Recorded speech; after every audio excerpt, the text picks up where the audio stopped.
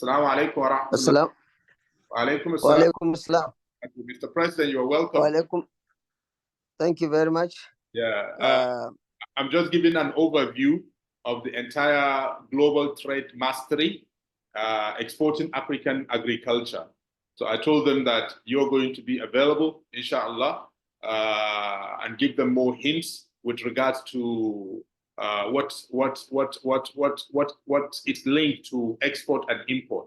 I have told them that Mr. President has just received the Minister of Agriculture and Water Resources from Saudi Arabia, and where they have signed some huge deals that we believe, inshallah, will go a long way in supporting exporters from Nigeria of agricultural products. Among the deals signed so far, 200,000 tons of meat, red meat from Nigeria. Among the deals signed, we have about 1.2 million tons of soybeans per year from Nigeria to Saudi Arabia, among other deals, separate from other exporting and importing deals. And this course covers about 4 modules. Module 1, overview of agricultural export. Module 2, identifying export-ready agricultural products. Module 3, market analysis and entry strategy. And then we have Module 4, export market entry strategy. All these modules will be covered by the students, inshallah, Mr. President. At the end of every week, each student will have to take a quiz of about 20 questions to show that he knows in and out of the global trade mastery, exporting agricultural product. And every week we'll be bringing experts that will come here and explain to students or to participants the in and out of the reality in the business aspect of the export, apart from the theory that they are going to go through, meaning practical aspect. At the end of the course, we expect those that are already not into export and are interested in joining export to form either a cooperative export, to be a cooperative exporter, or to be a direct exporter, those that have their financial capacity, capability to do export directly, or indirect exporter, or piggyback exporters. So this is what the whole course is all about in summary, and some of the students are here available, and some of the exporters that we have also are going to join us shortly, and importers as well. So over to you, Ya Allah, inshallah, to bless the opening. Thank you very much. Ladies and gentlemen, first of all, I introduce myself. My name is Engineer Ibrahim Usman. I'm the president of the Nigerian Saudi Chamber of Commerce. And basically, the main objective of the chamber is to facilitate trade and commerce between Nigeria and Saudi Arabia. Traditionally, the business between Nigeria and Saudi had been very, very slow, and it was just pilgrims who carry kola nut and yam in small quantities to Saudi and so on. But now a platform has been created. The chamber has signed a very strong MOU with the Federation of Saudi Chambers.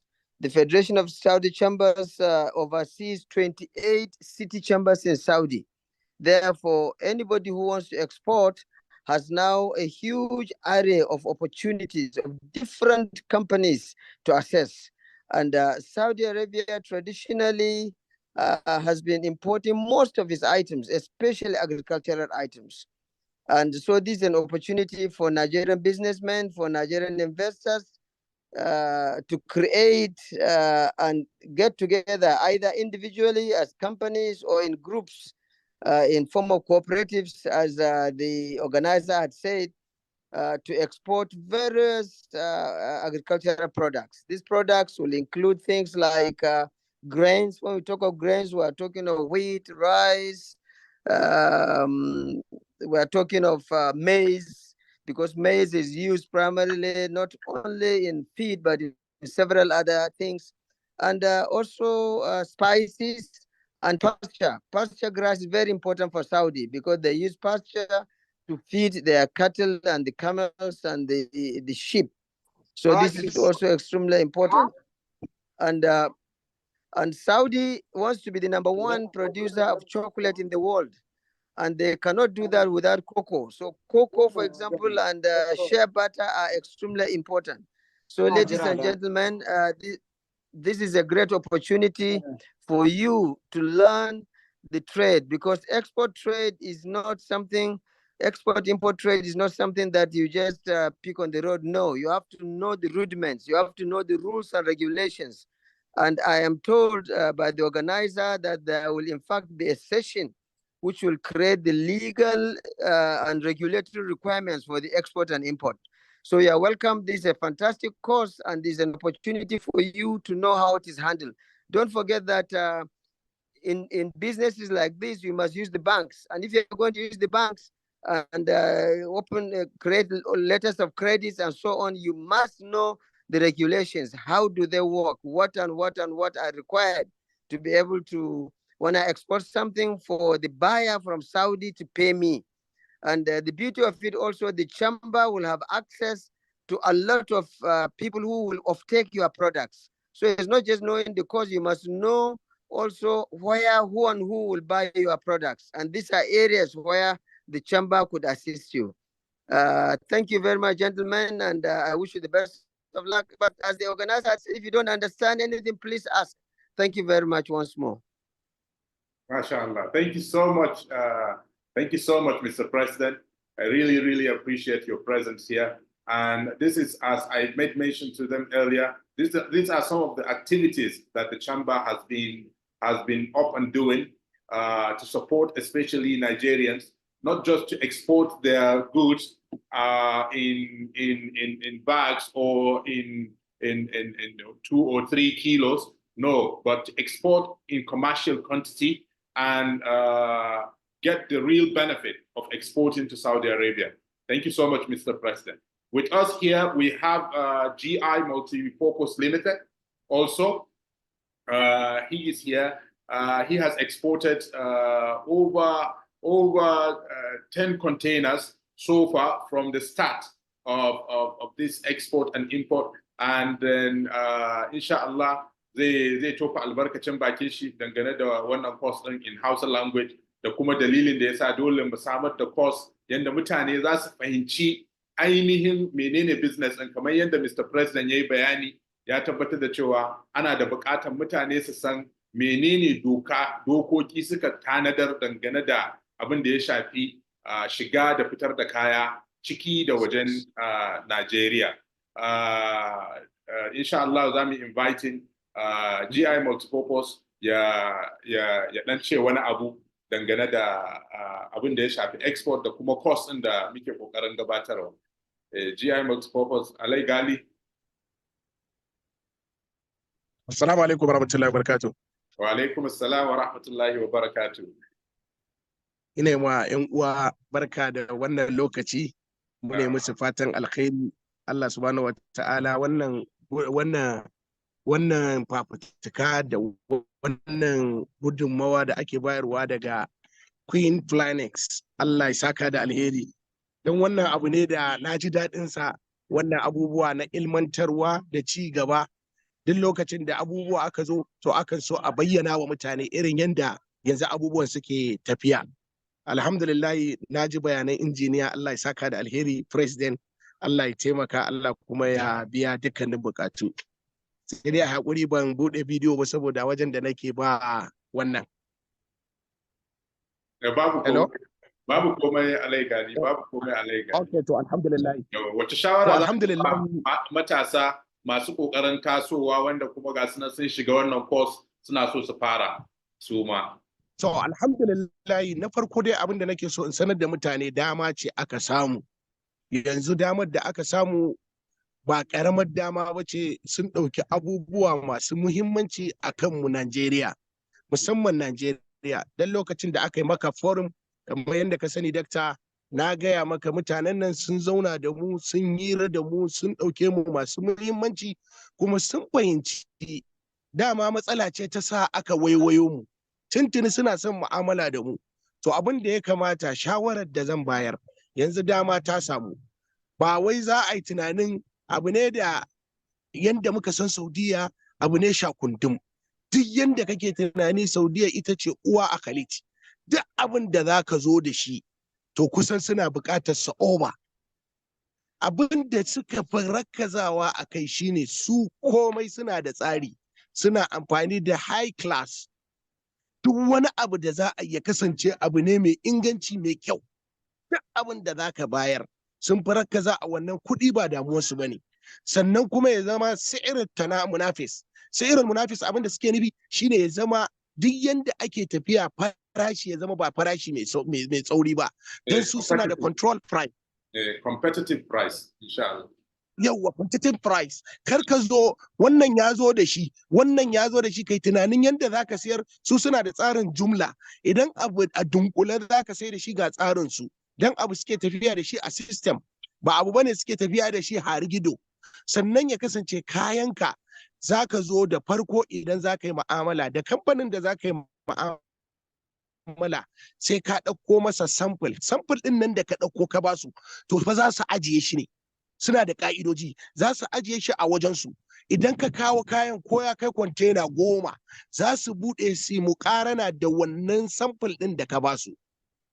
To wannan sample ɗin da ka basu idan fa aka samu saɓani, ka ce za ka kawo musu first class, ka kawo second class ko third class, to fa gaskiya ana iya rejecting a mayan maka da kayanka ko kuma su season ɗin shi. To da haka mutum kaga yanzu halin da ake ciki, ka kashe dukiya kamar yadda ya faru a Turkish, an je an kai musu soɓo ya zama mara kyau da yayi da abubuwa, suka yi rejecting suka dawo da shi, wanda kuma aka gano daga inda soɓon ya zo. To kaga wannan abubuwa dole sai mun tsaya mun kula da shi. Alhamdulillah Dr. Abubakar ya yi zagaye a wannan al'amarin, ya ga yadda suke da tsarukansu. To don haka ana neman shawara, abu ne yanzu alhamdulillah zamani ya zo. Duk abin da za ka shiga a ɓangaren su suna da Chamber of Commerce, suna da hayatul wannan dawa wannan wattagdiya wato NAFDAC nasu. Amma da dawa wani kaza wato NAFDAC nasu, sai ka sajjala abu an baka approval sannan zaka zo da shi. Kar ka dumbuzo kaya su taho su zo su isa ba tare da ka yi wannan rijista ba, to za a iya samun matsala.